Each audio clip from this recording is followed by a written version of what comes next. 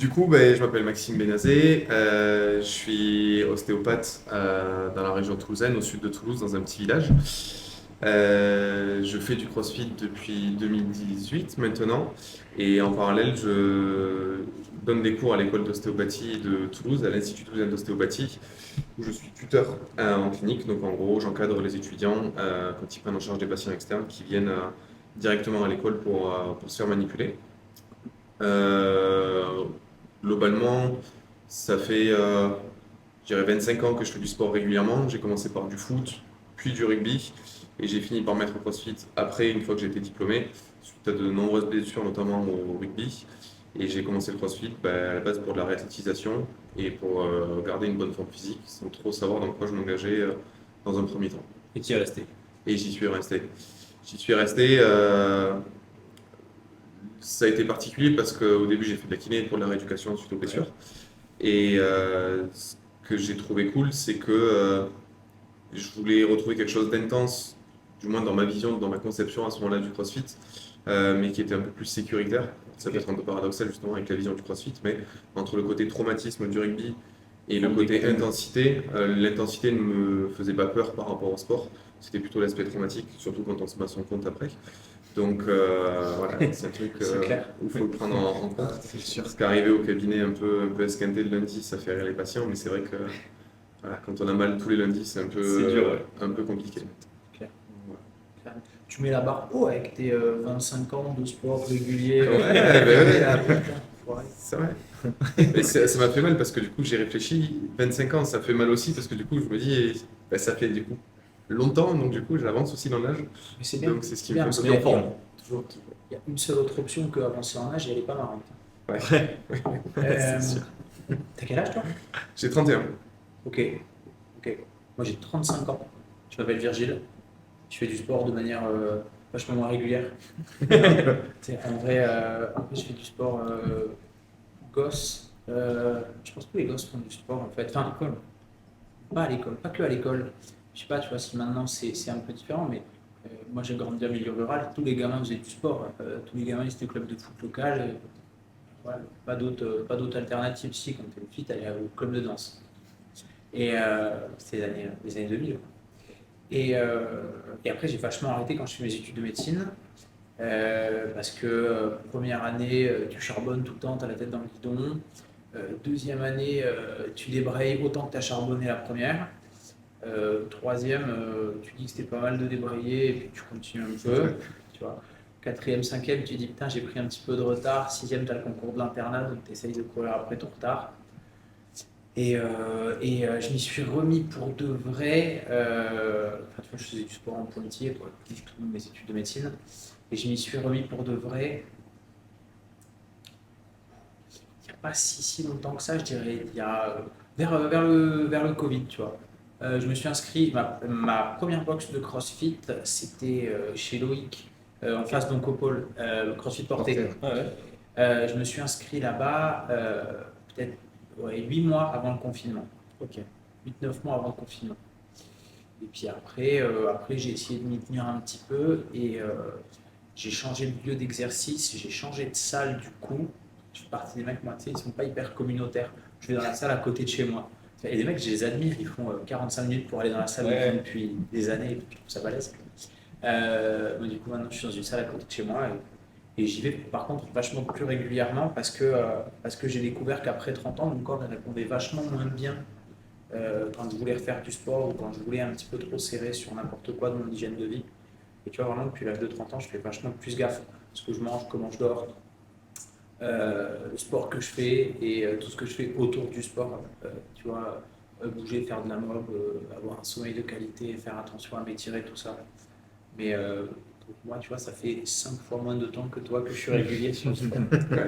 Et pourtant, je passe mon temps à dire à mes patients qu'il faut faire du sport, tu vois, parce que dans mon exercice de médecin de rééducation, je vois des gens en post-cancer, des gens en post-AVC, des gens avec des maladies des vaisseaux, des gens avec des problèmes de traumatisme qui traînent un petit peu. Je ne suis pas de la médecine du sport frontline, tu vois, je ne vois pas les gens en entorse directe. Par contre, des gens qui traînent des problèmes douloureux depuis 6 mois, 1 an, les mecs en première ligne ne s'en sortent pas, tu vois, je vais les voir derrière. Et je passe mon temps à dire aux gens de bouger. Tu peux nous briefer un tout petit peu plus sur ce que tu fais comme métier? Ouais, mon métier ça s'appelle médecin de rééducation. Ok. Euh, la spécialité s'appelle médecine physique et de réadaptation. Des fois, les gens, ils disent, quand je vais en congrès, ils disent c'est le docteur Pinali qui est médecin physique. Tu sais, je fais 1m75, 70 kilos, il n'y a rien de physique dans l'affaire. Surtout à Toulouse, quand tu tournes la tête, t'as que des mecs qui Encore sont Maxime, il aurait pu dire ça, mais. Ouais, c'est vrai. et donc, en fait, c'est une spé qui est vachement variée. Historiquement, c'est une spé qui a vraiment débuté il y a 50 ans et c'était vachement pour faire de 50, 60 ans peut-être, pour faire de l'orthopédie, tu vois, du polytraumatisme, les accidentés de la route, pour faire de la prise en charge. L'idée du job, en fait, c'est d'organiser la rééducation des gens. Donc, par exemple, tu as un accidenté de la route, il va avoir besoin, je sais pas moi, de kiné, plus d'orthophonie parce qu'il a pris un trauma facial, plus il va avoir besoin d'adaptation de son domicile parce que, je sais pas moi, il a perdu une jambe, Il a plus trois il va avoir étages. besoin d'un prothésiste, tu vois. Ben, le médecin de rééducation, normalement, son job, c'est de faire le chef d'orchestre de tout ça. Ok. Il pilote les différents Et conducteur de travaux. acteurs. Un conducteur de travaux, ah ouais, c'est pas mal. Et après, l'aspect a un petit peu évolué, c'est devenu vachement plus orienté vers la neurologie à partir des années 90, sur tout ce qui est post-AVC, sclérose en plaques, maladie de Parkinson. Et puis les années 2015-2020, là, c'est l'arrivée de tout ce qui est cancéro et développement aussi en parallèle de la rééducation cardiovasculaire qu'on fait avec les cardiologues en parallèle. Les cardiologues, ils se sont pas mal mis sur ce segment-là depuis les années 90. Sur les premières repos sur activité physique et maladie du cœur, c'est à peu près ça. Et les médecins de rééduc ont un peu moins investi le truc, je sais pas pourquoi, parce qu'ils étaient occupés avec la neuro, peut-être. Ok. Et donc là, aujourd'hui, on s'y met un petit peu plus, mais vraiment l'axe de travail que moi je développe, c'est rééducation onco, cancéro et hématologie. Ok. Voilà. Maintenant que vous êtes bien présenté, Mathieu, un petit mot sur toi, rapidement, les gens qui ne te connaissent pas. Mathieu, 42 ans. C'est pas mal.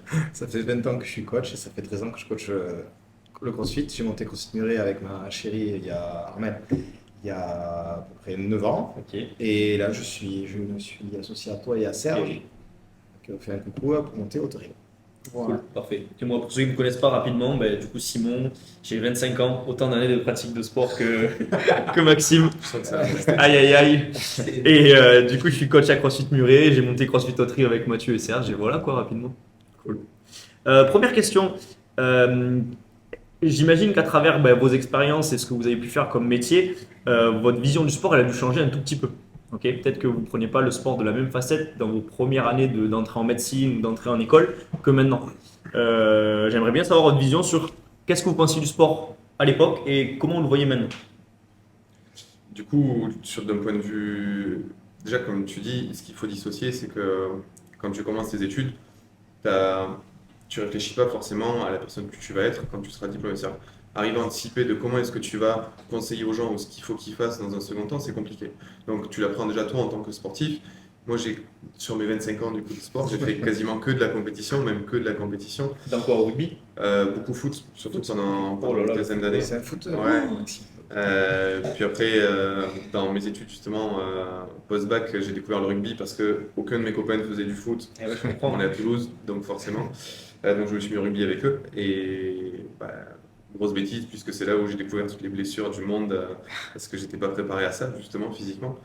Mais moi, ma conception d'un point de vue personnel du sport, c'est vraiment le côté dépassement de soi et aller chercher des, des sensations que j'arrive pas à avoir dans ma vie quotidienne. On va dire ça comme ça. Et avec mes copains, les gens avec qui je partage mon quotidien pendant le sport, j'ai toujours aussi cette approche-là, d'essayer de faire vraiment du dépassement de soi. Mais ça n'a vraiment rien à voir avec les conseils que je peux donner, Ok. encore une fois, au cabinet. Mes patients, le but du jeu, c'est pas de leur faire faire de la compétition. Ceux qui font déjà de la compétition, ils n'ont pas besoin de moi pour les pousser. Encore plus dans un sport Ouais. comme le CrossFit. Mm.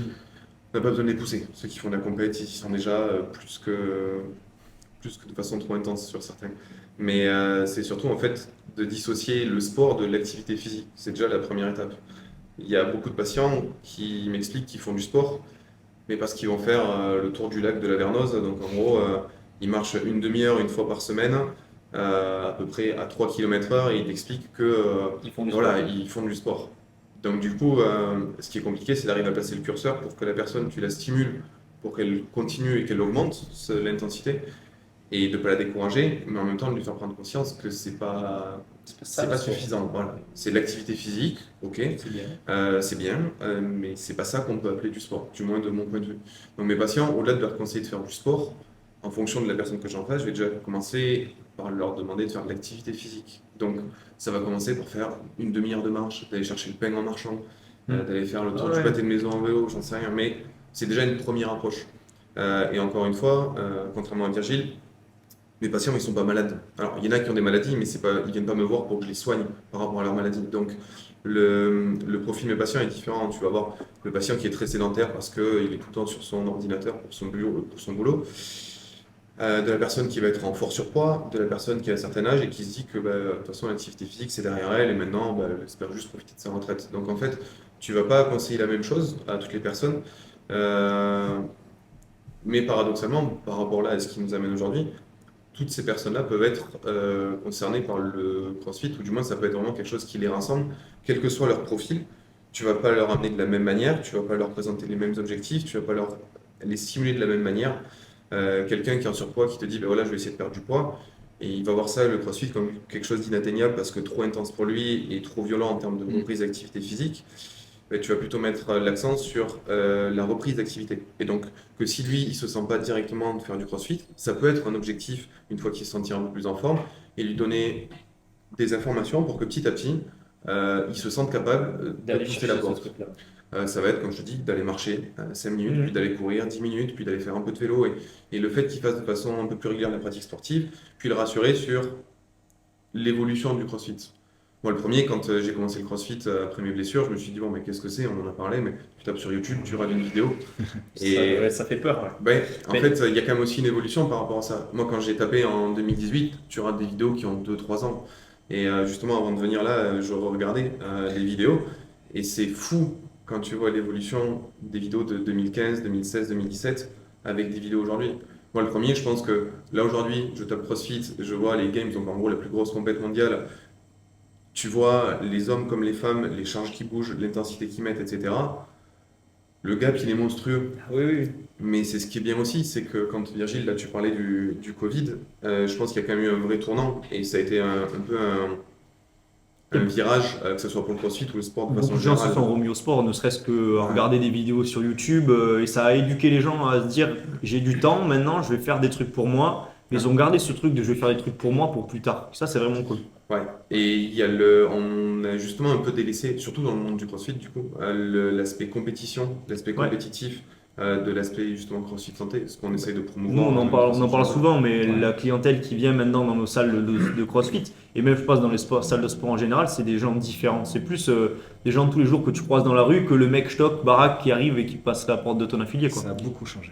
T'as des mecs qui s'en plaignent d'ailleurs de ça. Tu vois, moi, vous êtes sur Facebook, vous suivez la page El Sabre. Ouais. Vous suivez tous Ouais, la ouais. page El Sabre. Ouais, D'accord, bien sûr. excellente page au demeurant. Ouais. T'as toujours des mecs qui viennent poster sous les vidéos ou sous les posts du gars quand il dit bah, y a je sais pas quoi, CrossFit santé, je sais pas quoi. Tu sais, t'as toujours des mecs qui viennent poster en disant c'était mieux avant, on nous a volé notre sport.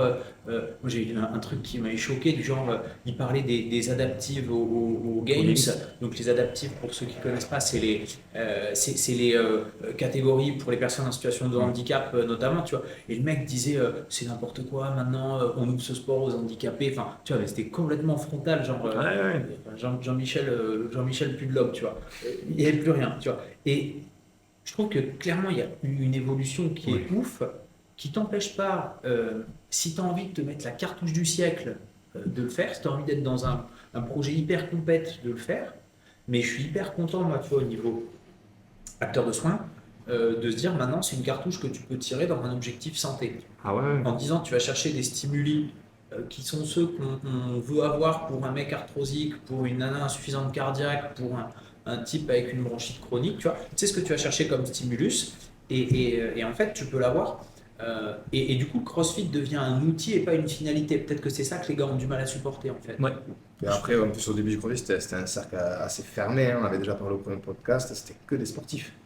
Enfin, moi, j'ai commencé en 2011-2012 chez Albéric avec Culture Fit. On était pratiquement que des sportifs. Il y avait très peu de gens qui arrivaient. Coucou, j'ai pas fait de sport, je veux me remettre au sport. Ouais. Après, il y a eu une ouverture et c'est normal. Et heureusement d'ailleurs qu'il y a eu une ouverture. Du coup, on peut parler à beaucoup plus de monde.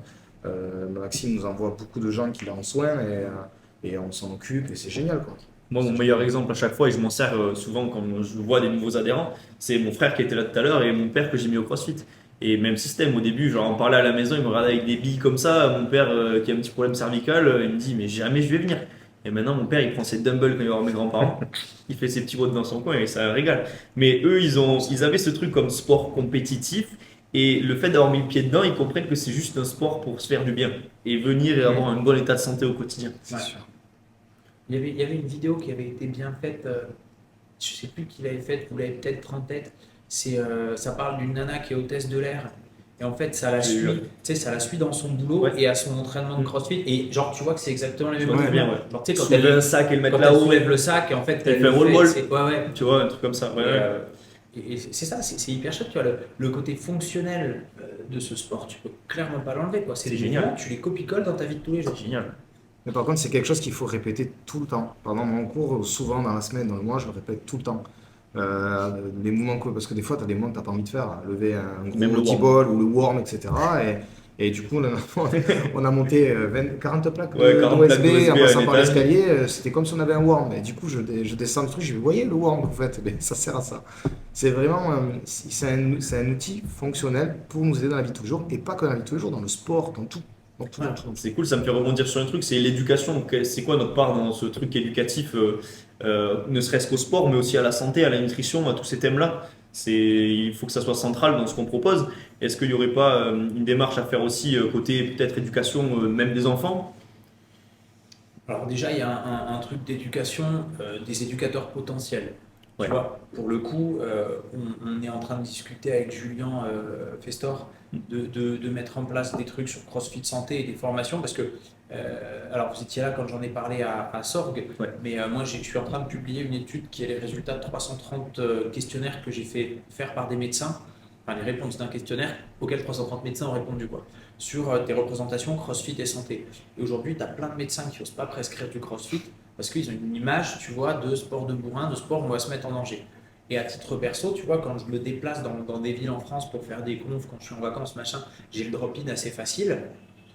C'est vrai qu'il y a des salles quand même, tu te dis, tu vois, je suis content d'arriver avec un bagage technique Ouais. parce que le mec me met pas en sécurité. Ouais. Donc, tu vois, avant de dire on va faire des kits, des machins, peut-être qu'il faut dire juste on vérifie que le level 1, tout le monde, ok, il l'a, mais tout le monde il l'applique correctement. Il a compris, ouais. Et si on veut faire CrossFit et santé, CrossFit et gamins, CrossFit et population un peu plus fragile, tu vois, et pas CrossFit et mec déjà sportif qui de toute manière, même s'il a une technique un peu défaillante, il va compenser. Il faut vérifier que les formations soient claires. Et ensuite, je pense que quand tu es une box de CrossFit, il y a un côté qu'on imagine, enfin, c'est pas qu'on imagine peu, tu vois, mais en France, on le voit peu, moins qu'avant, mais c'est le côté communautaire, je trouve. Tu vois, chez les Ricains, ça transparaît vachement plus. Ils sont hyper fans de communauté. Ouais. En France, c'est un gros mot de dire t'appartiens à une communauté. Jusqu'il y a peu, ta communauté c'était ton village, après c'était ta paroisse ou machin. Tu vois, maintenant les communautés sont un petit peu éclatées. Tu dis, bah moi j'ai un esprit un peu communautaire. On te dit, t'es mignon. C'est quand même un peu chose que tu racontes, alors que la vérité, c'est quand tu as une communauté, c'est juste tu as des gens avec qui tu évolues, avec qui tu aimes bien être, à qui tu fais confiance pour faire des choses et passer des moments, tu vois. Et ça, les gens qui parlent de CrossFit et santé aux États-Unis, ils le disent vachement, et ils en parlent notamment sur CrossFit et sevrage alcoolique. Ils disent, tu vois, les mecs des programmes équivalents aux alcooliques anonymes qui ont essayé de se linker avec des box de CrossFit, ils disent les mecs qui étaient alcooliques et finalement, tu vois, ils savaient pas quel sens donner à leur vie, bah, ils retrouvent un sens dans la communauté. Donc, tout ça pour dire que pour moi, les box de CrossFit et le CrossFit en général a cette espèce d'esprit de communauté qui fédère autour de lui. Tu as une espèce de noyau qu'est la box autour de laquelle tu as les gens qui gravitent. Et je pense clairement que sur le côté éducation, que ce soit par des cours, des formations, des conférences ou juste éducation par l'exemple, tu as clairement une grosse responsabilité. Tu vois. Ouais. C'est cool, mais comme tu dis, peut-être que toutes les box ne sont pas autant au fait que nous ou que d'autres box autour de Toulouse, tu vois. Ça peut rentrer aussi dans l'espèce de création de label. Ouais, c'est ce qu'on en avait parlé de ça. Ouais, On disait se dire, ce qui est un peu comme le Guinichet avec des restaurants, tu vois. Non, mais Non, mais c'est c'est non, vrai, mais c'est vrai. c'est tu T'as vois, une deux délégation écoles, qui c'est vient, une bonne box, dit, tu vois. T'es, voilà, dans cette salle, on s'occupe bien d'eux, les coachs sont formés, ils donnent des cours de qualité, etc. Bah, c'est comme tout, ouais, tu as des bons centres de rééducation, tu as des mauvais centres de rééducation, tu as des bons kinés, tu as des mauvais kinés, tu as des bons ostéos, tu as des mauvais ostéos. Après, le but, c'est ça. Est-ce qu'il y a un gage de qualité ou quelque chose qui ferait que les gens ou les médecins puissent venir te prescrire et dire, allez dans cet endroit, là, j'en suis sûr. Tu vois. Le problème, c'est que c'est pas reproductible. C'est-à-dire que la formation que vous avez, quand vous parlez du level 1, qui est Ouais. le diplôme que vous devez avoir pour pouvoir enseigner et dispenser du CrossFit, comme vous dites, tu as la formation de base, comme dans tous les métiers, et après, tu as ce que tu en fais toi. Et quand Virgile parle de drop-in, en effet, de la même manière, quand je suis parti en vacances, notamment dans le sud-est l'été dernier, tu fais des drop-in, il y en a vraiment où je me dis, mais comme tu dis, heureusement que je sais bouger et que je sais faire les mouvements. C'est-à-dire qu'en fait, on te laisse tellement en autonomie parce que soit on part du principe comme c'est un petit groupe, bah, c'est bon, ils vont se gérer, le gérant il peut faire autre chose, ou le coach, il est là juste de façon très épisodique pendant 3 semaines parce que tous les autres coachs sont en vacances et que c'est pas sa boîte. Enfin, il y a plein de raisons, mais qui fait qu'en fait, imagine quand tu es médecin dans ce coin-là, quand tu es ostéo, quand tu es kiné, et que toi tu veux promouvoir le CrossFit santé, mais que la salle à côté de chez toi, tu sais qu'ils font pas les choses comme il faut, même si eux, ils sont persuadés que ça pourrait être bénéfique pour le patient, il y a des endroits où tu les envoies pas. Ne serait-ce qu'autour de chez nous, et il y a des box autour de chez nous, où quand les patients, je leur conseille potentiellement de faire du CrossFit et qu'ils m'expliquent où est-ce qu'ils habitent, c'est pas pour faire de la mauvaise pub ou d'être trop communautaire, comme tu disais, dire non, allez que à Muret, c'est de dire, ok, moi je vais vous parler du CrossFit, mais que moi je connais. Et le CrossFit que je connais, ça fait 6 ans que j'en fais à tel endroit, et à tel endroit, je me suis jamais senti en insécurité. Alors que je peux pas dire la même chose dans toutes les salles. Donc en fait, le problème de ça, quand je dis que c'est pas reproductible, c'est que ton conseil de dire va à Muret faire du CrossFit, où moi je sais que les patients, ils seront bien pris en charge et ils risqueront rien, je ne peux pas dire la même chose de toutes les salles. Et à partir de là, au-delà déjà de la conception propre, nous, de professionnels de santé ou de la santé, et, de l'offre que tu as dans ton bassin, autour de ton cabinet, c'est compliqué. Comme tu dis, à Toulouse, c'est un berceau un peu du CrossFit, il y a beaucoup de salles de CrossFit, donc tu arriveras toujours à trouver, pas trop loin de chez toi, une salle qui va être cohérente.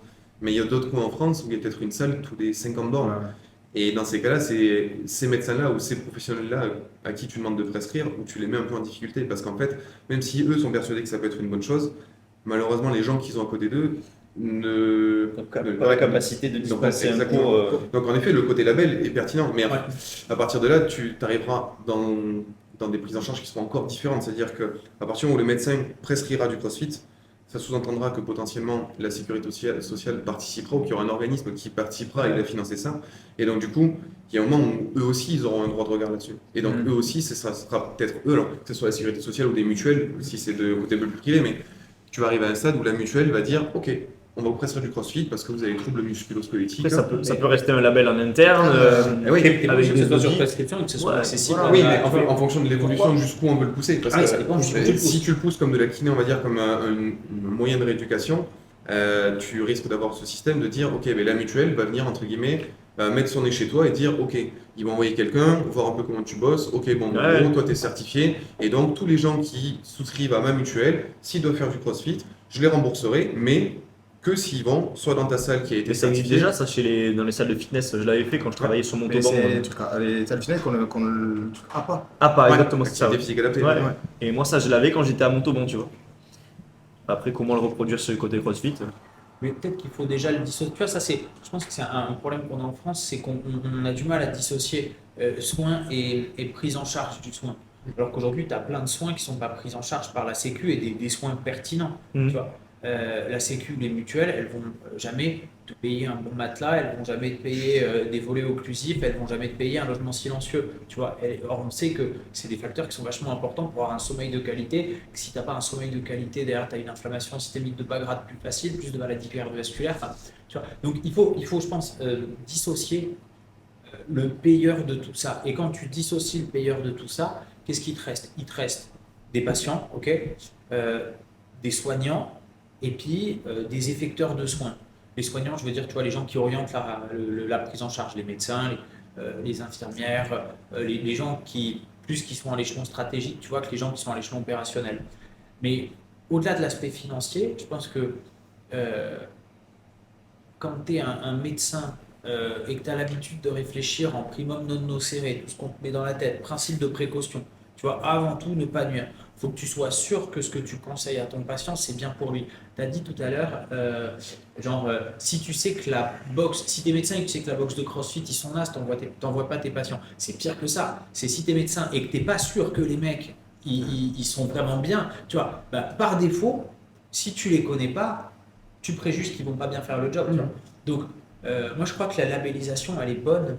Je crois qu'il faut bien la penser par contre, et je pense qu'il faut la labelliser sur des intervenants qui sont légitimes pour labelliser. Tu vois, si demain, il y a Jean-Michel Sécurité Sociale qui a passé ses 25 dernières années derrière un bureau, Qui sait pas faire une traction. qui sait pas faire une traction, Qui et arrive, qui va qui voit venir, ça. qui va venir dire, c'est moi qui vais dire si ce que vous faites c'est bien ou pas, tu vois, j'y crois pas.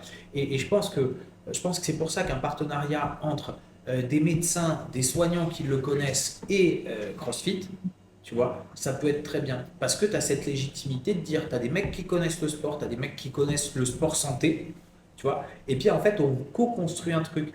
Et le fait de le faire sous forme de formation, que ce soit des formations, alors, on va rentrer dans tu vois, je vais peut-être me bourrer de mots, pas des formations certifiantes, diplômantes. Ce que je veux dire, c'est que c'est pas une formation où juste tu payes et tu l'as. Tu vois, c'est une formation où tu as un contrôle des connaissances, où tu peux avoir payé ton inscription. Bah, si tu es une saucisse, Tu l'as pas. tu l'as pas. Je pense que ça, tu vois, c'est bien. Ouais. Je pense que ça, il faut le faire. Mais je- Et nous, ce d'accord qu'on avec fait ça. avec les mecs de Smart Care, tu vois, c'est que quand on va dans une box de CrossFit, former les gens, et quand on va après, avec une CPTS, dire aux médecins, bah, en fait, les gens de CrossFit Tartampion, vous pouvez leur faire confiance. Vous pouvez leur faire confiance parce que nous, on les a formés, tu vois. Parce qu'en fait, on met notre nom sur le truc et Mais en danger. ah ouais, clairement. Je En mets danger, mon nom, ma réputation. Si jamais les mecs qui sont mal formés, tu vois, bah, c'est moi qui les ai Ouais. mal formés.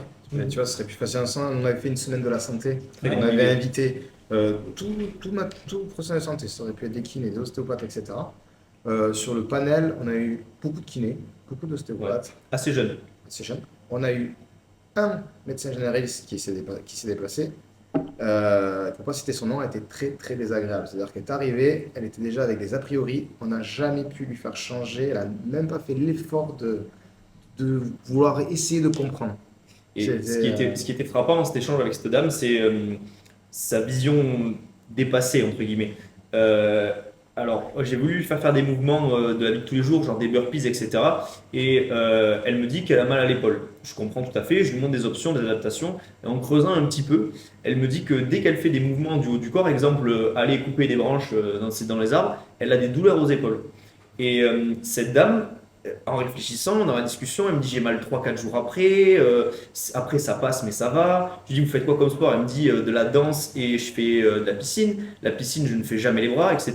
Et au fil de la discussion je comprends qu'en fait c'est juste une dame qui a des courbatures et qui n'a jamais utilisé le haut de son corps. C'est une médecin généraliste. Et là c'est là où j'ai trouvé ça très compliqué. Demain j'ai mal au poignet, je vais la voir, elle me dit bah faites plus jamais de mouvement avec votre poignet de votre vie.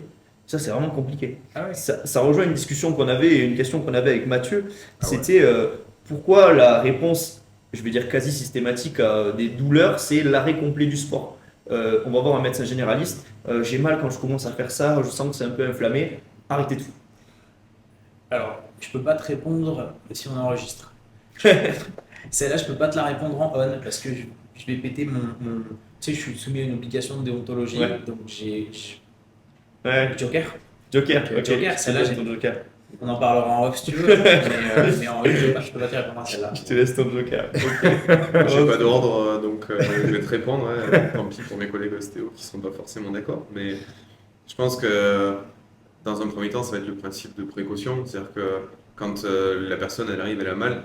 Déjà, ce qui est compliqué, c'est que, encore une fois, alors là, pour reprendre encore une fois, on parle des crossfitters essentiellement, même si ça s'applique à tous les sportifs, mais la population moi, que j'ai de sportifs essentiellement maintenant au cabinet, c'est souvent des gens qui font du crossfit.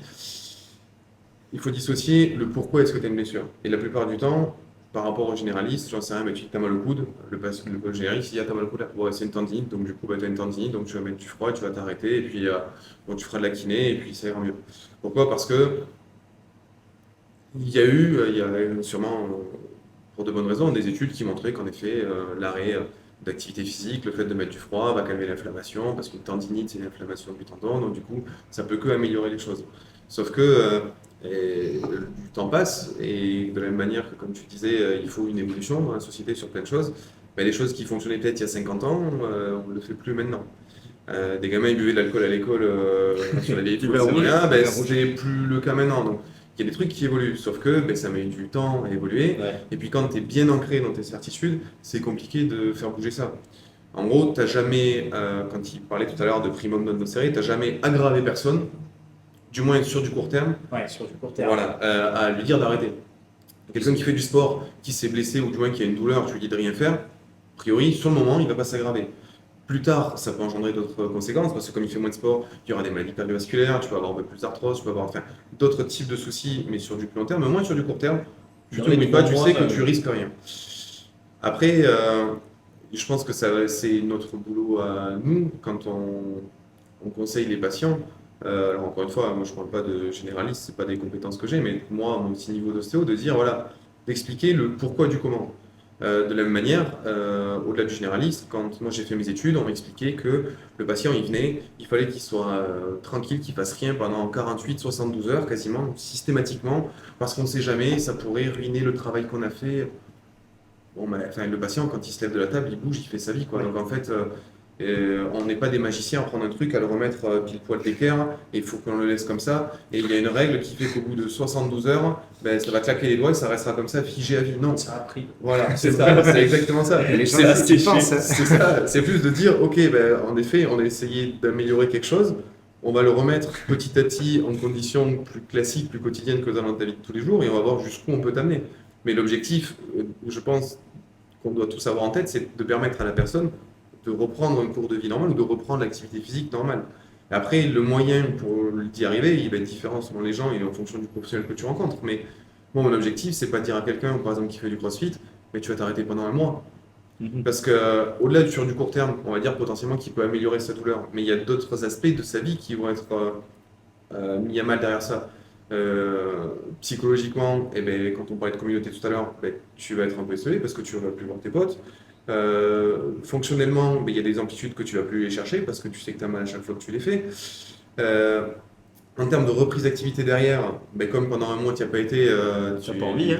alors soit tu n'as pas envie et donc pour reprendre c'est compliqué, mais quelqu'un qui est vraiment sportif Soit tu te aguerri, mords les dents. Ouais. il va être comme ça, le couteau entre les dents, il va arriver, première séance, et puis il va se reflinguer parce qu'en fait C'est sûr. il va faire n'importe quoi et il va partir du principe qu'il a la même capacité qu'il y a un mois, sauf que pendant un mois, son corps il a perdu un peu les Donc, t'es stimulations. en train de me dire que le bénéfice-risque, en fait, il est plus bénéfique de continuer que d'arrêter. En Après, fait, ça il est, dépend forcément il est des plus cas, je bénéfique suppose. de continuer, mais de continuer de façon, voilà, de façon intelligente. Mais c'est justement. C'est en notre ça- job. Exactement, mais c'est en ça où le CrossFit, moi je le recommande, c'est-à-dire que la personne qui arrive, comme tu parlais tout à l'heure de traction, qui n'est pas capable de faire une traction, mais ce qui est cool, c'est que tu vas lui proposer 10 étapes pour arriver à ce que la finalité soit de faire la traction.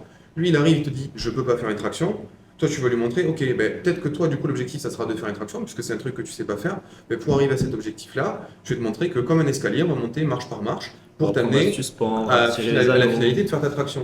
De la manière, le mec qui a une tendinite au niveau du coude qui est chronique, ok, ta tendinite du coude qui est chronique quand tu te suspends plus de 3 minutes, ok, bon, c'est que l'objectif, ça sera de suspendre 3 minutes, mais pour ça, on va y aller étape par étape.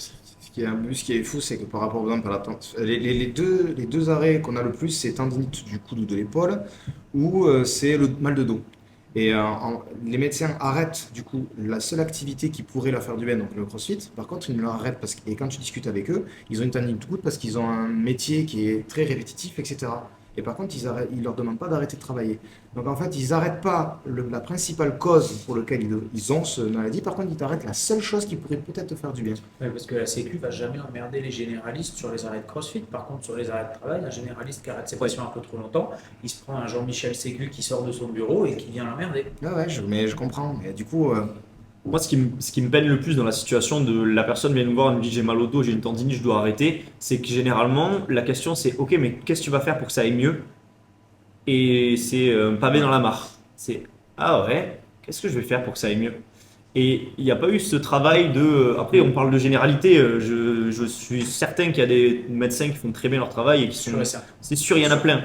Mais les gens qui viennent nous voir et qui ont pas eu ce médecin génial, qui a fait super bien son travail, en tout cas, c'est comme ça que je le conçois, il n'a pas trouvé cette solution. Et nous, avec notre petit rôle de coach et cette blouse blanche qu'on n'a pas encore et qu'on n'aura jamais, on ne nous prend pas nécessairement au sérieux dans le sens de peut-être que si tu fais un peu de renfort sur ton biceps, ton triceps avec des exercices très légers, tu auras un petit peu de meilleure sensation au niveau de ton coude, tu vois. On n'a pas ce truc-là. Il y a ce dôme du médecin généraliste qui sait tout et qu'on écoute parce que c'est le médecin de famille, etc. Et on ne peut pas aller contre ça, c'est très compliqué. Bah, je suis pas d'accord avec toi. Ah, d'accord. Ouais, mais- Alors, pour les patients, pour pas mal de patients, ouais. Après, tu as quand même toute une génération aujourd'hui de jeunes médecins qui acceptent de se remettre en Ça, question, c'est tu vois. Oui. Et des mecs qui sont généralistes, spécialistes, des mecs avec qui tu peux beaucoup plus discuter qu'avec les générations de nos parents. Mais tu vois, encore faut-il avoir matière à discuter. Moi, je file depuis 5 ans des cours au Master 1, Master 2, activité physique adaptée. Tu vois. Et je les chatouille sur de la physiologie de l'effort et comment est-ce que tu montes un programme de rééducation basé sur de l'activité physique, de l'aérobie, du renfort, enfin du multimodal, pour des gens qui ont des maladies X ou Y, tu vois. Et les 2 premières heures de cours que je fais, sur les Master 1, je leur demande de me raconter ce que c'est, tu vois, la physio de l'effort. C'est des trompettes. La vérité, c'est que c'est des trompettes. Il n'y en a pas un qui est foutu de me dire plus que, en fait, c'est l'oxygène qui se transforme en énergie, tu vois, puis ça active les muscles. Alors merci Kevin, ça c'est ce qu'on attendait de toi en seconde, tu vois. Félicitations.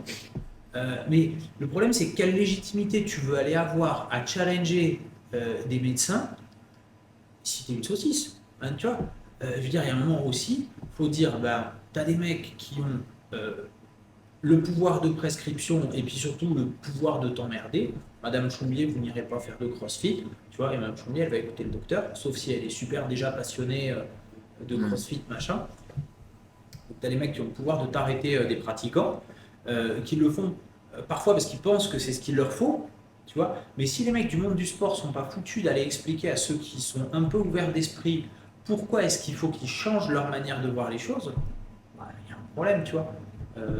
Non, je pense vraiment qu'il y a une montée en compétences à faire sur les acteurs du monde du sport. Ah, mais ça, c'est sûr et Et, certain. Mais en plus, actuellement, avant, enfin, pour moi, ma part, on voulait être coach sportif. Il fallait avoir 2 ans de formation. Maintenant, tu peux être coach en 5 mois. Quoi. Ben oui. Donc, du coup, c'est sûr qu'on le médecin, en 5 mois, c'est pas possible. C'est pas possible. 5 mois, franchement, un mec qui est câblé en 5 mois, qui s'arrache comme un fou et qui est solide, prend un mec comme Sean Say, de la chaîne Upside Strength. Ouais. Coucou Sean, si tu Ouais. regardes, si je regarde le micro, salut Sean. Sean, quand tu regardes son parcours à la base, ce mec-là, sa formation, quand tu l'écoutes, il l'a fait en bouquinant lui-même. Il n'est pas du tout dans un cursus sport santé. Hein. C'est un mec mordu de travail après. Mais il bosse Ah comme oui, un charbonneur. c'est sûr. Hein. Mais Tu nous, on vois, a reçu et- un mec qui est pareil. Ivan, c'est le même principe. Il a bossé au taquet et il est carré. Mais Et tu prends un mec comme ça, derrière, il valide son coaching en 6 mois. Ok, il a un diplôme, mais derrière, c'est un diplôme naze. Je veux dire, le diplôme, il vaut rien. Ce qu'il vaut, c'est qu'il permet à un mec qui a charbonné, qui a des connaissances, de bosser. Et à l'opposé, je te dis, moi, j'ai sorti des mecs de Master 2 l'année dernière. Ok, ils ont passé 5 ans sur les bancs de la fac. N'empêche que la valeur ajoutée, elle n'est pas si dingue que ça. Donc je pense qu'il faut vraiment dissocier le diplôme de ce que les gens sont capables de faire. Et tu vois, ça aussi, c'est peut-être un problème qu'on a en France. Oui. C'est que ton diplôme, il fait quitter. Je pense qu'il faut aller gratter un peu la peinture, voir ce que tu as sous le moteur quand tu as le diplôme, ok, tu vois, mais C'est sûr. qu'est-ce que tu fais il derrière? faut déconstruire quelques trucs quand même. Ouais. Passer ce cap, aller s'intéresser à la personne, à l'humain que tu as en face de toi, plus que juste Ouais, à ce bout de papier sur ton CV. Ouais. Faut prendre le temps, c'est sûr. Ouais. J'ai écouté 2-3 trucs que tu as déjà fait, notamment le podcast avec Sean. Ouais. Il y a des stats qui m'ont. Je les ai notés de ce que tu as dit 25% de fumeurs en France, 50% de personnes en surpoids et 95% de gens qui ne font pas assez de sport. Ouais. On Pas est assez d'activité physique. de Pas oui, sport, d'activité activité physique. physique. Oui. On est dans une bulle, nous qui travaillons dans une salle de crossfit, on est tellement dans une bulle de gens qui ne fument pas ou qui ne nous le montrent pas, Ouais. qui sont en relative bonne santé et Ouais. qui font du sport parce qu'ils viennent nous voir, que personnellement je m'en rendais pas compte et je trouve ça intéressant de le dire dans ce podcast, c'est que les gens se rendent compte aussi de ce truc assez frappant. Vous le voyez vous dans la vie de tous les jours tout ça? Tout le temps. Ouais. Ouais. Ok, si vous êtes confronté En fait- à des gens différents de nous, c'est pour ça que je vous pose la question. Et comme je te disais tout à l'heure, c'est la conception des gens d'être sportif est bien différente que celle que toi tu as. Ouais. Toi, tu as ton standard, limite. Je fais une bêtise, s'il faudrait que pour déterminer quelqu'un qui est sportif, il soit capable de faire 10 bornes en courant en 1 heure, je fais une bêtise, je veux que ça soit quelque chose Ouais, de bien sûr. quantifiable. moi, les patients, ils viennent m'expliquer que ils courent à 5 km/h et ils sont sportifs. D'accord. Tu vois, et donc en fait, c'est là où tu sens que le curseur, il est compliqué à placer et qu'on parle d'activité physique et qu'on parle plus de sport. Et il y a même, en fonction des métiers, j'ai des collègues qui ont des créneaux sur le motif de consultation. Tu peux te déterminer en tant que sportif. Donc tu vois, on va avoir un créneau par exemple femme enceinte, un créneau enfant, un créneau patient suivi, et il y a un créneau qui existe, qu'on peut mettre sur l'autolib, qui va être patient sportif. Moi, je ne l'ai pas au cabinet, ça, mais ça me ferait mal au cœur, je pense. Mais à l'école d'ostéo, il y est. Eh bien, tu serais très surpris de voir les gens, parce que du coup, c'est très subjectif, c'est chacun qui se considère ou pas comme sportif. Certains, peut-être, qui prennent ce créneau-là en se disant que comme ils se sont fait mal en faisant du sport, ça rentre dans cette catégorie. Mais 90% des gens qui prennent rendez-vous dans la case sportive, je te les donne à toi, tu vas dire, bah non, c'est pas quelqu'un qui est sportif. C'est quelqu'un qu'on va former, qu'on va refaire bouger, mais c'est pas quelqu'un de sportif. Donc, oui. Et comme tu dis, quand autour de toi, tu as beaucoup de gens qui te ressemblent. Et quand on parlait tout à l'heure, encore une fois, d'esprit communautaire, bah oui, moi, mes patients, quand je parle du CrossFit, ils font comme dire, dans votre secte, j'ai l'impression d'être vraiment, de faire tellement de promotion de ça, en fait, que autour de moi, en effet, mon entourage proche, tu parlais tout à l'heure de ton père, mon père, j'ai mis au CrossFit, ma mère, j'ai mis au CrossFit. Salut Bernard. Voilà, je t'embrasse Bernard. Ma mère, cancer, arthrodèse au niveau des lombaires, prothèse au niveau du pouce, elle fait du CrossFit. Donc en fait, je me dis, à partir du moment où quelqu'un qui a tous les antécédents de ma mère est capable d'en faire, n'importe qui peut en faire. Encore une fois, à son niveau, en étant bien encadré, mais je pense que c'est la meilleure pub qu'on puisse faire. Moi, en tant que quelqu'un qui fait du sport depuis 25 ans déjà, C'est vieux, ça. ouais, c'est ça. Vieux, Je ne suis pas forcément légitime, à part sur le plan sportif, mais quelqu'un qui ressemble plus à monsieur et madame tout le monde, c'est peut-être ça qui va motiver les gens. Voir un mec qui est capable de faire 200 tractions, te dire viens faire du CrossFit, tu vas dire bah ouais, mais t'es mignon, mais tu fais 200 tractions, c'est normal que tu me dises d'en faire. Mais quelqu'un qui fait 130 kilos, qui monte les escaliers et qui s'étouffe à moitié, qui te dit mais viens faire du CrossFit, c'est cool, bah déjà tu dis bah ouais, en fait, c'est plus quelque chose qui me ressemble. Et c'est là où je voulais en venir tout à l'heure quand je te comparais les performances de 2015 et de 2025, on va dire, au CrossFit. En 2015, les plus grands champions de 2015, tu prends quelqu'un qui a un niveau top 100 français maintenant au CrossFit, bah limite il a presque, et j'exagère à peine, le niveau des mecs qui étaient aux Games, qui étaient il y a une dizaine d'années. Donc en fait c'est là où tu te dis mais le gap il est devenu monstrueux. C'est-à-dire qu'en 2015 je trouvais que cette personne était inatteignable et c'était terrifiant. Là où aujourd'hui mais je me dis bah en fait j'ai à 20% près le niveau de ce mec-là qui faisait partie des meilleurs mondiaux en 2015. Donc, la HSPU dire que tu gagnes quoi. ouais, voilà. Mais c'est le seul mouvement qui n'est pas fonctionnel au CrossFit, c'est la HSPU, donc je fais la promotion de tout sauf de ça. Mais il n'y a rien à voir avec le fait que je sois très très nul dans ce mouvement-là. Mais voilà, donc je trouve ça cool de pouvoir de servir en fait des gens qui vont être la meilleure des vitrines. Au-delà de nous qui travaillons dans la santé, qui allons promouvoir votre sport, c'est de mettre en avant des gens qui ont commencé avec vous et de voir où est-ce qu'ils sont arrivés. Il y a une adhérente, Cornelia, qui est à CrossFit Muret, que je trouve admirable. Elle est arrivée, quand vous demandiez de faire 200 mètres, elle était incapable de le faire. Elle s'est mise au CrossFit, elle fait un semi-marathon. C'est une force de la nature et je trouve ça bien plus inspirant que moi dans mon cabinet d'ostéo qui fait du CrossFit depuis 6 ans, qui va conseiller aux gens de faire de l'activité physique. Donc c'est peut-être sur ces personnes-là où il faut mettre l'accent. Au-delà de nous, de montrer l'exemple, c'est plus de mettre en avant, voilà, ben regardez, il y a tous les types de gens. Des kids, des seniors, des gens qui faisaient pas de sport qui s'y sont mis, des gens qui étaient incapables de faire un overhead squat, ben aujourd'hui on en fait un. Dans les études d'ostéo, les étudiants, nous, ils doivent faire un mémoire à la fin de leur cursus. Et il y a une étudiante qui a fait mémoire sur le CrossFit et qui avait repris le mouvement de l'overhead squat comme le facteur, on va dire, quantifiable de la progression ou pas d'une personne. Donc l'overhead squat, pour ceux qui ne voient pas trop ce que c'est de faire un squat avec les bras tendus au-dessus de la tête. Vous regardez n'importe quel enfant, vous lui donnez un bâton, de garder les bras au-dessus de la tête, de faire un squat, il va le faire, ça ne lui demandera aucun effort. Vous prenez, là tu parlais de la population, mais plus que 95%. Honnêtement, sans être dans la mesure, je pense que 99% des gens sont incapables de faire un overhead squat, mais avec un PVC, même pas une charge.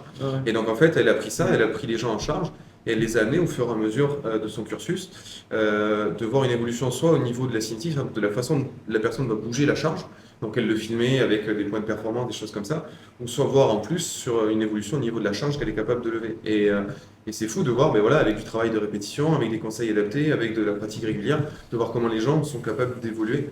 Mais ça, c'est vous dans vos salles et c'est nous en les poussant, en leur disant que voilà, on va prendre quelque chose qui est quantifiable. Quand on parlait de traction au début, la personne qui ne sait pas faire une traction, quand elle sait en faire 5 au bout d'un an, c'est quantifiable.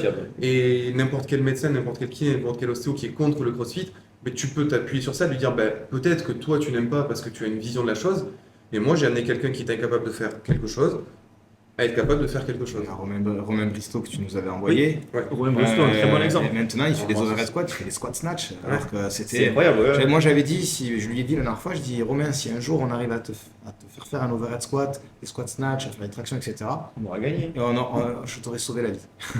Non, mais c'est vrai, c'est vrai. Et on a rigolé la dernière fois parce qu'il était avec Jordan en coaching perso, il faisait des squats snatch à 60 kg, c'était génial. Quoi. Mais il y en a plein à qui tu dis ça en rigolant, mais en réalité, tu leur sauves la vie. Ah oui, oui, oui. Tu vois, les ricains, je reviens là-dessus, hein, ils sont très show-off, mais le nombre de vidéos où tu vois des groupes de super obèses qui arrivent sur un début de CrossFit, et en fait, tu vois que c'est la galère rien que d'aller du vestiaire jusqu'au floor, et où en fait, tu les vois au bout de 4, 5, 6 mois à être capable de se bouger, de se tracter, de monter, descendre les escaliers. Enfin, objectivement, tu leur sauves la vie. Ça veut dire, en vrai, c'est une réflexion philosophique. Ça veut dire quoi? Sauver la vie. Parce que la médecine, on est d'accord, c'est un métier de loser. Non mais vrai, la médecine, c'est un métier de loser. Ok Patrick, je te sauve la vie à 40 ans. À 50, tu vas essayer de remourir. Je te la sauve à 50. À 60, tu vas essayer de remourir. Je te la sauve à 60. Tu sais, ça veut dire qu'on va jusqu'à 257. Personne, il va jusqu'à 257. À la fin, on meurt tous. Hein. Je veux dire, c'est le seul truc que tu sais quand tu arrives. Tu signes le bulletin en entrant, tu signes le bulletin en sortant. C'est tout. Entre les deux, il se passe n'importe quoi, mais c'est les deux seuls points dont tu es sûr et certain. Donc ça veut dire quoi? Sauver la vie de quelqu'un. Bah, à partir du moment où tu dis tu es à un âge où décemment, normalement, tu es censé avoir encore du chemin, mais tu es fumeur, tu es sédentaire, tu es en surpoids, tu es douloureux. Et en fait, je vais t'amener dans un mode de vie où bah, tes 5 années de vie qui te restaient, en fait, ça va devenir plutôt 15 ou 20. Et puis au lieu d'être capable de rien faire, tu vas être capable de prendre soin de toi tout seul, de repasser du temps avec tes proches, d'aller au ciné parce que tu ne le faisais plus et de kiffer. Franchement, est-ce que c'est pas ça te sauver la vie, tu vois? Quelque chose de frappant que tu avais dit à la réunion des affiliés et qu'on a pris tous en photo et qu'on a réutilisé d'ailleurs dans notre communication, c'est la force, c'est la capacité de rester autonome. Ouais. Le cardio, c'est vivre longtemps, Ouais. etc., etc. Ça tue, ça tue. Et c'était une question d'ailleurs, le travail de force, le travail cardiovasculaire, est-ce qu'il y a des gens en priorité à qui tu le donnes? Comment ça fonctionne? Est-ce que tu vas orienter des gens plutôt sur fais du crossfit, c'est général, c'est trop bien, fais plutôt de la force, fais plutôt du cardio, comment tu le vois toi? Population générale, fait du crossfit. Tu vois, Ok. fait du fonctionnel, fait de l'hybride, fait de tout. Et de tout, c'est un mix avec du cardio, du renfort, des exercices un petit peu compliqués, de la communauté. Et globalement, là, tu te couvres global surtout. Les gens à qui je vais demander de faire un boulot plus musculaire, plus hypertrophie, c'est les gens qui vont avoir une opération prochainement, qui vont avoir soit une grosse chirurgie, soit une greffe de cellules souches. Ça, c'est mon boulot au quotidien. Parce qu'en fait, tu sais que tu vas avoir un stress biologique qui fait que tu vas aller taper dans tes réserves. Donc, tu vois, si tu me dis, j'ai une grosse chirurgie dans 6 semaines, comment j'adapte mon plan d'entraînement? Fais de l'hypertrophie. Ok. Bouffe un max d'hypertrophie pendant 6 semaines, fabrique tes propres steaks, tu les mangeras mieux que les plateaux de pas de l'hôpital, tu vois. Ouais. Vraiment, c'est ça. Carrément. Si jamais tu as plutôt une pathologie psy, que tu es soit dépressif, soit la Haute Autorité de Santé, elle avait écrit un truc sur l'activité physique chez les personnes atteintes de schizophrénie.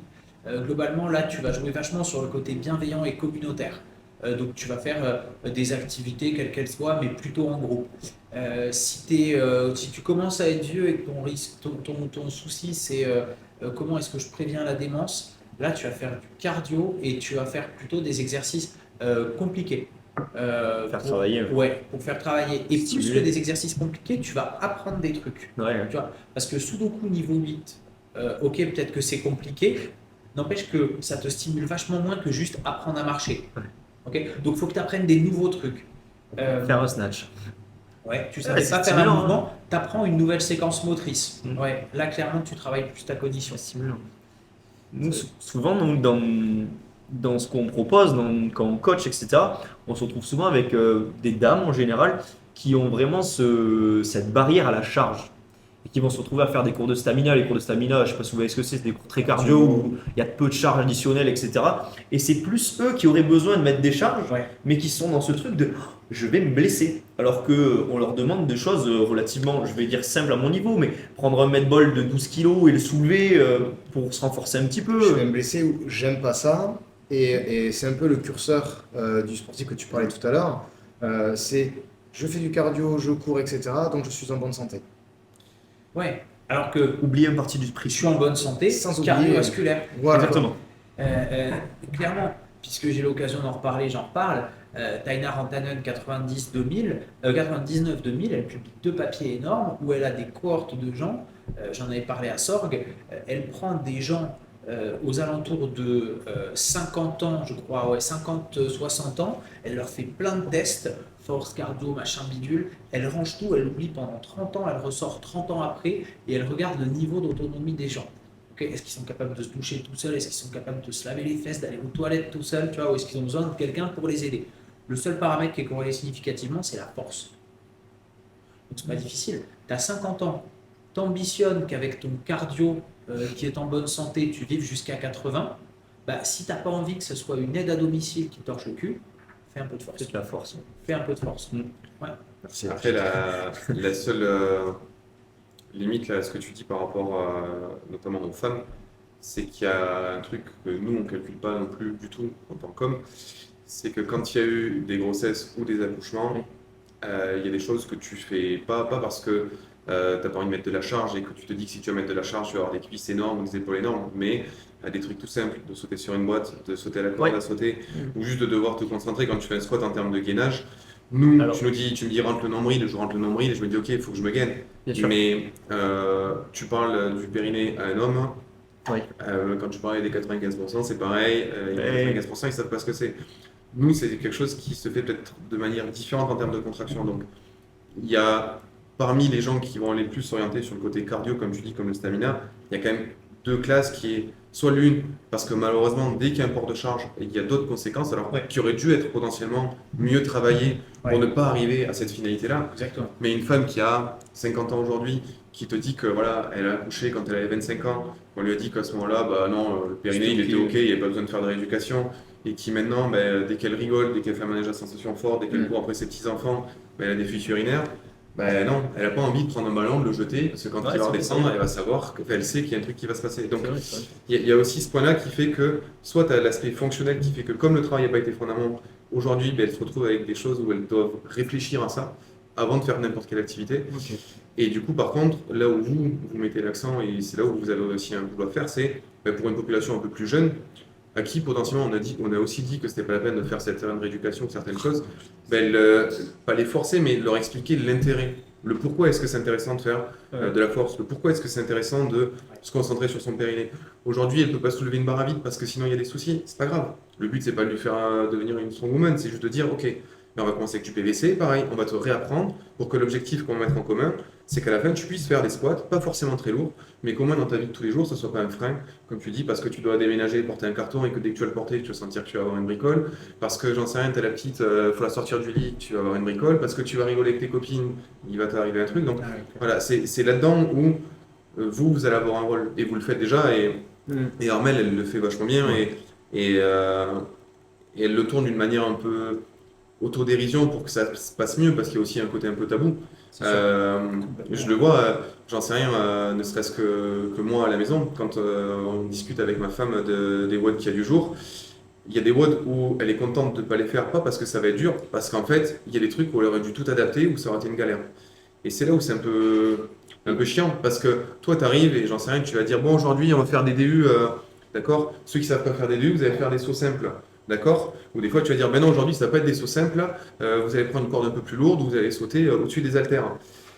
Mais il y en a en fait, elles font pas des DU, pas parce qu'elles ne Elles savent pas peuvent faire pas des DU, faire. parce qu'en fait, elles vont pas oser te dire, ben ouais, mais en fait, Simon, si là je saute 3 fois au-dessus de la dumbbell, J'y suis en plus, fait, ouais. je vais me pisser dessus, quoi. Et en- Et donc c'est là aussi où il y a un côté un peu tabou de cet aspect-là de la prise en charge, parce qu'elles ne veulent pas être forcément ou pointées du doigt, ou c'est ça qui peut être aussi un peu un frein sur Ouais. certaines. Et encore, on a cette chance d'être communauté et que les Ouais. gens, nous, ils nous font quand même beaucoup confiance Bien et sûr. ils ont vraiment pas honte Ouais. de venir se confier à nous. Mm. Tu vois, moi, ils savent qui je suis, ils ont l'habitude de me voir, ils viennent me voir, ils ont aucun souci là-dessus. Donc on se retrouve souvent avec ce genre de personnes, je suis d'accord, mais qui ont cette chance de pouvoir pratiquer quand même du sport et venir nous voir et nous dire Simon, tu sais, j'ai un petit souci, machin, etc. J'ai ça, enfin, c'est un souci d'ailleurs, ça n'est pas un, c'est juste un problème de travail en amont, tu vois, c'est quelque chose à revoir, Mm. mais on arrive toujours à adapter, à trouver une solution. Mais on arrive quand même dans le souci de ces gens qui se disent mais à quoi ça sert ce que je suis en train de faire, tu vois. Le côté cardio, je trouve qu'il est très vite compris.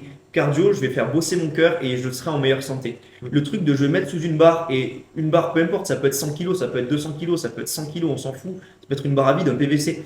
De Une dire, charge lourde je vais relative. travailler ma force, à quoi ça me sert. Ce truc-là, il est Parce que- beaucoup moins compris, je trouve. Et beaucoup chez les garçons qui ont fait des sports plutôt cardio, du run, etc., ils y trouvent aucun intérêt. Alors moi, je prends souvent, qui fait du trail. en ce moment, je prends beaucoup l'exemple de, tu as un escalier très, très haut avec plein de marches, tu as le cardio pour monter là-haut sans être essoufflé. Par contre, à milieu, tu n'as pas la force pour le monter. Donc en fait, c'est quoi? Ben, tu ne le montes pas l'escalier. Ouais. Et ça, c'est... Mais les gens ont du mal à comprendre le pourquoi. Mais parce que aussi, on leur explique pas beaucoup, tu vois. Ouais, le Euh, travail on leur éducatif, explique- il est On leur énorme. explique pas pourquoi est-ce qu'ils vont faire les trucs. On se concentre tout le temps sur le comment, mais en fait, on leur explique pas le pourquoi. Moi, il y a un truc qui a changé. Il y a un truc qui a changé dans ma manière de faire du soin. Il y a quelques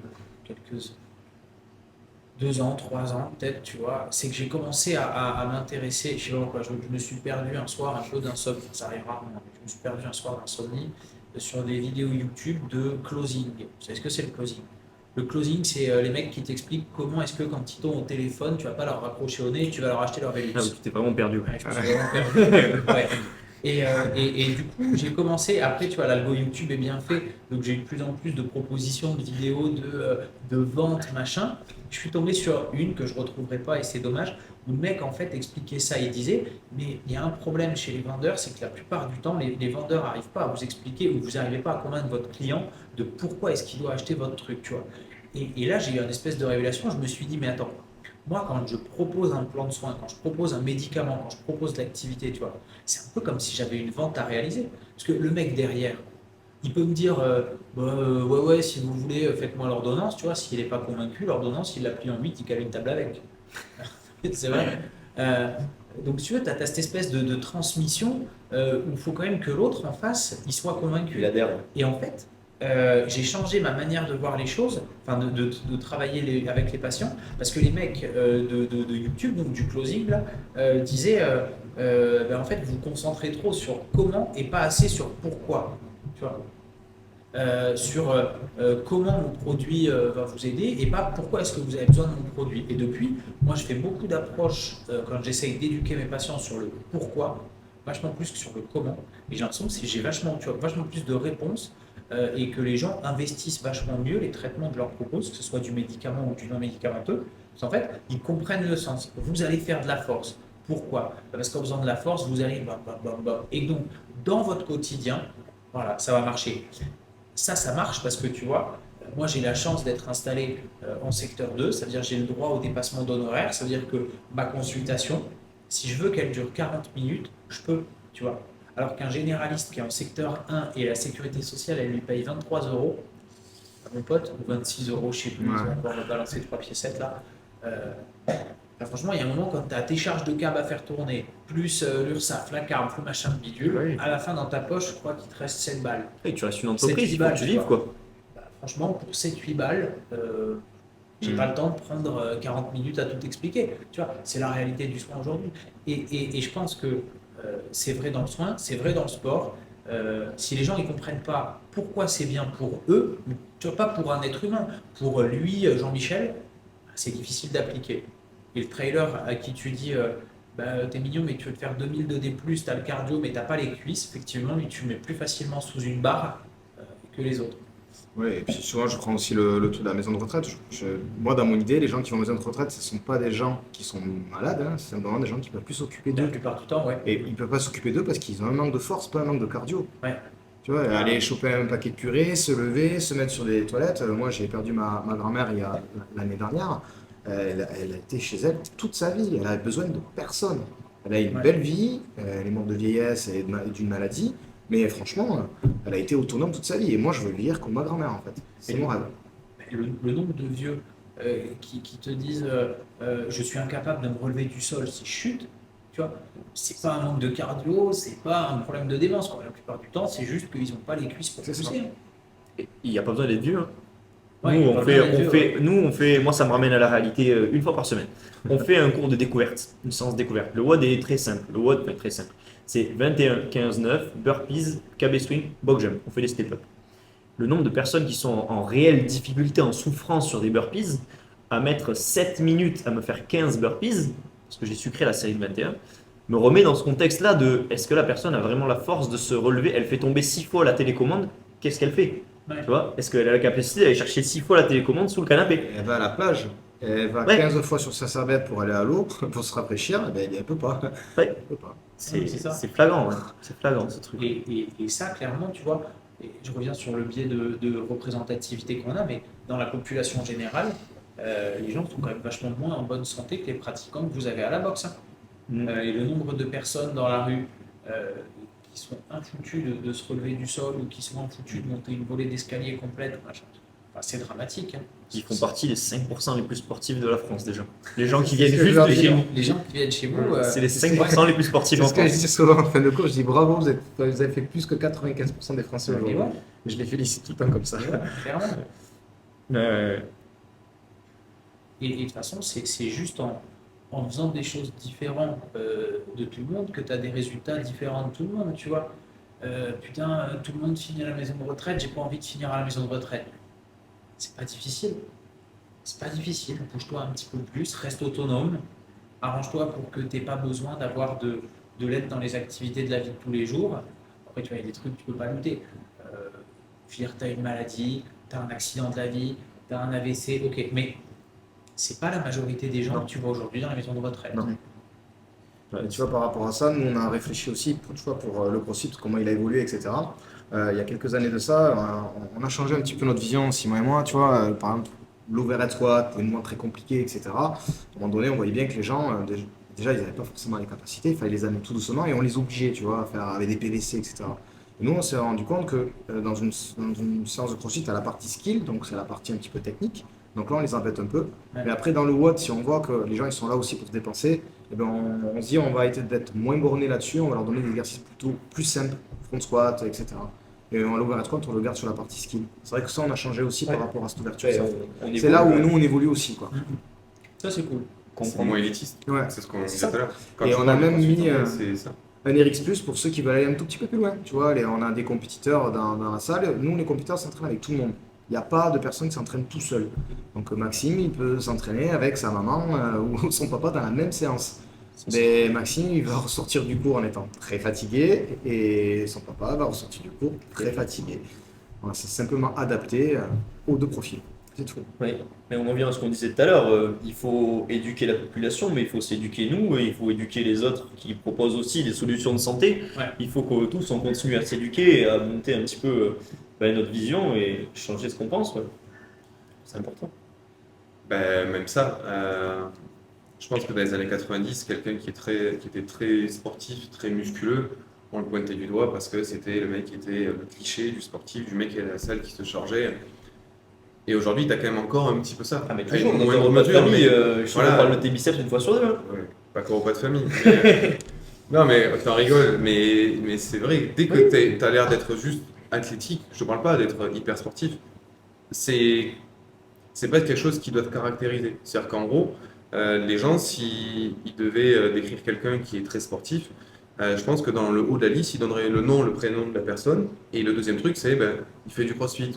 Ou vraiment, comme si c'était une caractéristique qui est parfois même néfaste, qui est mauvaise, comme un fumeur. Tu vois, Ouais. c'est dans la même tranche que ah ben tu fumes, ah ben tu fais du crossfit sans Ah, t'entraîner, non, ah ouais. ben Ah ouais. quelque chose d'anormal. Ah, mais du coup, tu dois pas être trop drôle, ou du coup, tu penses qu'à manger des graines, ou du coup, tu penses qu'au sport. Ouais, mais tu rigoles, mais c'est vrai, parce qu'il y a aussi cet aspect-là des patients, quand moi j'en parle avec eux, c'est ils s'imaginent que du coup, au-delà de les pousser à faire de l'activité physique, tu dois tout changer. C'est-à-dire qu'en gros, comme ils vont se mettre au crossfit, ben, ça doit devenir des moines. Ils doivent arrêter de manger gras, arrêter de boire de l'alcool, arrêter de fumer.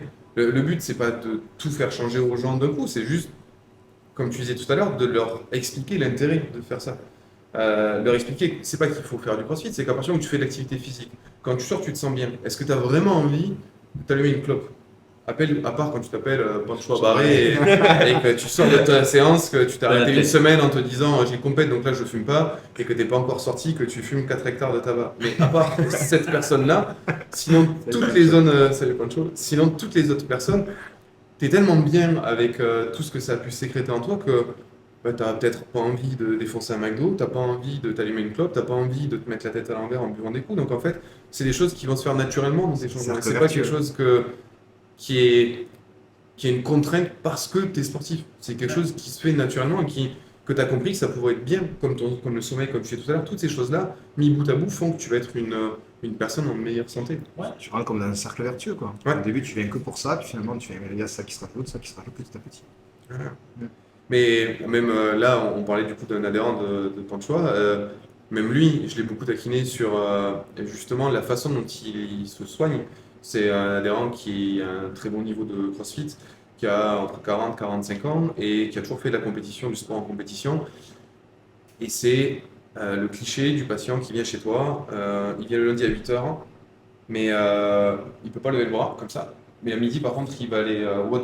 Donc en fait, tu peux te débrouiller comme tu veux, mais à midi, il sera au WOD. Donc, et il s'arrêtera pas, parce que le mardi, il sera au WOD quand même. Donc en fait, ta prise en charge, elle est aussi conditionnée par le profil du patient. Bien sûr. Eh ben lui, je me suis beaucoup moqué de lui sur un truc, c'est qu'il est arrivé en m'expliquant qu'il avait, j'exagère un peu, mais une rupture du tendon d'Achille et que du coup, il fallait qu'il s'arrête. Il est allé voir un copain à lui kiné et le lendemain, il est à la salle. Je dis, mais tu m'as dit que tu avais une rupture du tendon d'Achille, qu'est-ce que tu fous là? Il me dit, non, mais c'est un nouveau protocole, en gros, il faut que je fasse des étirements, du renfort par-dessus.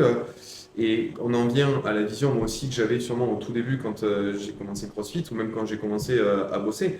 J'avais aussi cette vision de dire, bon, ben, t'as mal au mollet, tu vas mettre du froid, tu vas t'arrêter, et puis dans 3-4 semaines, ça ira mieux, tu reviendras faire du CrossFit. Eh ben, il faut quand même avouer qu'il m'a montré par A plus B qu'avec son protocole bien spécifique, avec des objectifs bien spécifiques et des consignes qu'il a suivies à la lettre parce qu'on lui avait bien expliqué, la règle de non-douleur, la reprise en intensité, la reprise en charge, etc., ben, il a pu continuer à faire du sport régulièrement. Du coup, il n'a pas eu de creux au moment où il a dû reprendre la compétition et il est resté en super bonne santé. Donc, c'est ce qui est cool aussi, c'est que on apprend de nos patients, on apprend de notre entourage, et même au CrossFit, on apprend des autres adhérents, qu'on soit dans la santé ou pas. Et c'est ce que j'ai trouvé cool. Donc Ça, c'est pour cool, une ouais. fois, j'espère qu'il ne la regardera pas parce que sinon il va nous en parler pour une fois qu'il avait raison. Mais voilà. Pancho, tu avais raison. Voilà, Pancho, mea culpa, tu avais raison sur ta rupture du tendon d'Achille. Cool. Est-ce que vous avez un petit dernier mot, une conclusion, ou votre meilleur conseil santé que vous pourrez donner à quelqu'un qui fait du sport, qui fait pas de sport, peu importe, mais une résolution, plus qu'une résolution, un conseil santé, quelque chose d'important, de central pour vous? Abonnez-vous à ma chaîne YouTube. Ouais. Venez Très bien, CrossFit ça, c'est Muret. forcé, là, C'est bien. là, c'est bien. Voilà, pousse. Ben oui, Bouger. t'as raison. Bouger. Bouger, juste ça. Et encore une fois, en ayant des objectifs d'être un peu mieux que la veille, pas forcément avoir un objectif de compétition, mais juste, comme je te disais depuis tout à l'heure, de quantifier. Je pense que vous, en tant que coach, ce serait peut-être de mettre l'accent là-dessus, de mettre l'accent sur la progression. Vous le faites à une certaine mesure, mais vous le faites par exemple, comme toi Mathieu, quand tu dis bah, arrêtez avec vos muscle-up, c'est quand vous avez passé la porte la première fois, vous n'êtes pas dit mon objectif de vie c'est de faire un muscle-up, donc arrêtez de vous focaliser sur des mouvements qui sont très complexes, très spécifiques au CrossFit.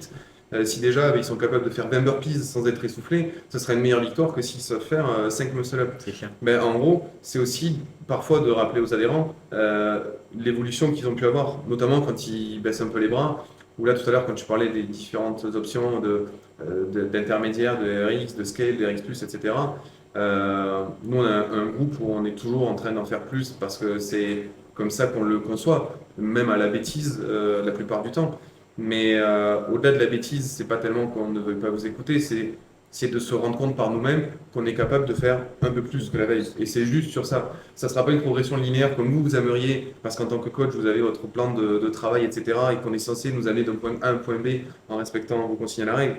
Nous, c'est juste de sentir que c'est un peu plus que la veille. Et c'est déjà beaucoup pour nous. Et je pense que c'est là-dessus où vous arriverez à garder des gens motivés, ou que quand ils parlaient du pourquoi, justement, c'est là-dessus où vous arriverez à faire votre beurre, à dire, ben voilà, les gars, pourquoi est-ce que vous venez?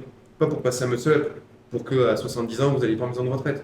Là, vous en avez 30, vous en foutez de la maison de retraite, mais à 40 Dans 30 ans. et à 50, voilà. Ah oui. Moi, le premier, quand je suis arrivé, je me disais 40 ans, un peu vieux 40 ans, hein, parce que essentiellement fait du foot, et que quand j'étais gamin, un joueur qui avait 30 ans, on te disait, c'est une fin de carrière. Et aujourd'hui, tu vois qu'avec l'évolution, il y a des grands sportifs qui ont 40 ans, et qui sont encore au meilleur niveau mondial. Et tous les gens que je côtoie au quotidien, ben, ils ont tous 40 ans et plus quasiment. Et je me dis, putain, mais à 40 ans, en fait, moi aussi je vais être comme ça. Et ce que je trouve cool, c'est que ces mecs-là, ils auront 50 ans avant moi. Et je me dirais, bah, à 50 ans, si je suis comme ça, franchement, en vrai, je signe. Et c'est ça qui est cool. Et c'est ça qui m'a fait aussi évoluer quand tu parlais de l'évolution de notre vision du sport. C'est voilà, de se dire, de prendre des gens comme exemple. Pas de leur performance, mais de dire, putain, lui, c'est pas mal là. Quand tu regardes les cours seniors, il y en a qui ont 70 ans, je me dis, Ah ouais. putain, c'est quand même chouette quoi. Ouais. Et quand mon propre père dit, mais non, mais moi je vais pas faire ça, c'est bon, ça fait 30 ans que j'ai rien fait, ben si, T'inquiète, mais bon. justement, c'est parce que ça fait 30 ans que tu n'as rien fait que tu vas faire ça. Et quand vous parlez de génération, j'ai un petit qui a 3 ans, le nombre de vidéos que j'ai où quand mon père le garde, ben, mon petit, il lui fait faire des burpees, il lui fait faire de la marche sur les mains, alors c'est-à-dire qu'en gros, il fait de la marche de l'ours. Et il y a mon père qui est là, un grand-père de 60 ans, à 4 pattes dans le salon en train de faire son petit-fils, je me dis, bah voilà, avant d'avoir un petit-fils, il ne l'aurait pas fait. Alors que le moteur, ça soit pour être en meilleure santé, que ça soit la carotte avec des petits-enfants pour des anciens, quelle qu'elle soit, mais c'est les pousser à, Tout à fait. à se mettre à bouger. Moi, ça a été le moteur de mes parents, hein, la petite, hein, sur le transport. Hein. Ils soufflaient pour aller faire, je sais pas combien de trucs de vélo, pop, pop, pop, allez hop. C'est ça. On se remet au sport et maintenant, c'est bon, c'est parti. Mais c'est pour ça, dès que tu as le pourquoi, dès que tu as compris pourquoi tu le fais, c'est quand même plus simple. C'est mon conseil. Ouais, Essayer de se trouver sa carotte. Essayer Qui de, nous fait trouver, avancer, ouais. essayer de trouver son pourquoi. Ouais, mais tu vois, non, sans faire dans le forçage de vidéos YouTube, promis. J'ai sorti début février. Ce février, c'est la merde, toutes tes résolutions pètent, tu vois. Donc, au lieu de faire une vidéo, tenez vos bonnes résolutions en janvier, moi je me suis dit, je vais la sortir en février. Tu vois. Et je parle d'une méthode que vous connaissez sûrement, qui est la méthode SMART, pour comment est-ce que tu peux designer tes résolutions pour mieux les tenir. Mais le premier truc que je dis, c'est ce dont on va parler, c'est juste un outil, tu vois. Et les résolutions, en fait, elles te servent à accomplir des objectifs dans ton espèce de plan de vie à toi. Donc, il faut quand même que tu sois un petit peu au clair sur c'est quoi que je veux faire, tu vois. C'est quoi mes objectifs de vie à moi. Parce qu'en fait, si tes objectifs, c'est juste à long terme d'être le plus grand mec, enfin le plus grand regardeur de les feux de l'amour de la Terre, tu vois, peut-être t'as pas si besoin que ça de faire du sport, tu vois. Juste si ton objectif absolu, c'est de les avoir tous vus. Je crois qu'il y en a 72 saisons, tu vois. Je raccroche pas. Mais donc d'abord, trouver ton pourquoi. Ça, je pense que c'est important. Pourquoi est-ce que tu fais des choses? Parce que franchement, le nombre de personnes qui sont drivées juste par des souhaits de société, bah, faut manger bien et faire du sport. Pourquoi? Ouais, je sais pas, tu vois, parce que tout le monde dit que c'est bien. Bah, réfléchis d'abord à pourquoi tu penses que c'est bien pour toi, puis ensuite on reparle. Deuxièmement, moi, il y a un truc que je trouve important. J'en ai 3. Le deuxième, c'est il faut garder en tête, et j'y ai pensé quand tu as dit les gens ils voient tout de suite ça comme quelque chose de monacal. Tu sais, genre t'es obligé de bouffer des graines, machin et tout. La vérité, c'est que c'est justement parce que 80% du temps que tu es carré, que de temps en temps tu peux faire un gros drift sans que ça ait trop d'impact sur ta santé, tu vois. C'est samedi soir, tu as complètement envie de casser le resto, tu vois. Bah, tu peux peut-être te permettre plus facilement de le faire si tu as une hygiène de vie qui est correcte 80% du temps que si déjà tu fais des cheat meals du lundi au jeudi. Et je pense qu'il faut avoir cette bienveillance-là en disant bah, j'ai un plan de long terme, je mets en place des comportements de santé, du sport, du machin, de l'alimentation, du sommeil. Et tu vois, de temps en temps, bah, en fait, je mets un coup de canif dans le contrat et c'est pas très grave. Tu vois, je suis OK avec ça et voilà, de temps en temps, je vais faire une nuit de 3 heures parce que je sais pas, j'ai refait le monde avec des potes et puis il fallait être au boulot le matin à 8, bah, j'ai dormi 3 heures. Qu'est-ce qui me permet d'être opérationnel quand j'ai dormi seulement 3 heures? Bah, c'est que en fait, les nuits d'avant, j'ai été correct et tu vois, ça c'est mon deuxième point. Et le troisième point, et je crois que c'est celui qui me tient le plus à cœur, C'est si parmi les gens qui nous écoutent, il y a des gens qui bossent avec des enfants, toi qui travailles avec des enfants, mets-leur des graines dans la tête tôt. Parce que, tu vois, moi, pour voir des adultes régulièrement, des adultes qui ont été sportifs quand ils étaient enfants versus qui n'ont jamais fait de sport, putain, c'est pas la même soupe. Les graines, tu les plantes dans la tête des enfants, tu as des résultats qui sont 10 fois meilleurs, 10 fois plus facilement. Donc si vous bossez avec des enfants, vous avez la responsabilité de le faire, quoi. Même si c'est pas dans ta fiche de poste d'inculquer des bonnes valeurs avec tes, je sais pas, tes profs d'histoire géo. J'ai rien contre les profs d'histoire géo, j'adore l'histoire géo. Mais tu vois, si t'es prof d'histoire géo, je pense que tu as quand même une responsabilité d'expliquer aux gosses qu'il faut bien manger, bien dormir, sortir un peu tourner de l'écran et faire du sport. Carrément, carrément. Trop cool. Et ben, là, tu vas-y, allez, dis-nous un dernier mot. On va parler parce qu'en décembre, qu'est-ce qu'on a fait? C'était la bonne année. Et Oui, la première chose que les gens ils disent quand c'est bonne année, ils disent bonne année et surtout bonne bonne santé. santé. Et bien, moi, ce que j'ai envie de dire aux gens, c'est que votre santé, c'est peut-être la chose la plus précieuse que vous avez personnellement Ouais. pour vous.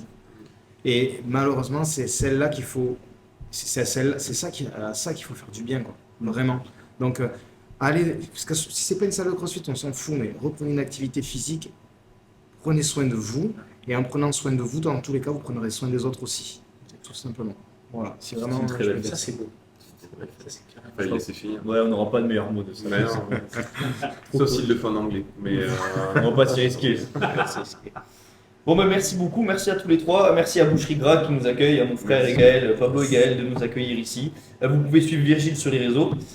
Instagram, trop cool ce que tu fais, ton petit calendrier. Merci. Maxime, il a même pas Instagram, donc je peux Voilà, pas lui ne faire de suivez pas, promo. ne suivez pas. Allez checker son Doctolib, ça Ouais, peut être super cool. Et voilà, n'hésitez pas à nous écrire des petits commentaires, à venir nous voir à la boxe pour nous dire que vous avez suivi. Et je vous souhaite une bonne journée, Bonne journée. etc. à Yes, tout le monde. à plus. Ciao, ciao tout le monde. Ciao. Ciao. Parfait. Bravo les gars. Trop cool. Alors j'appuie sur le bon bouton. Hop. Oh putain, j'aurais filmé. Oh, quoi, y a plus-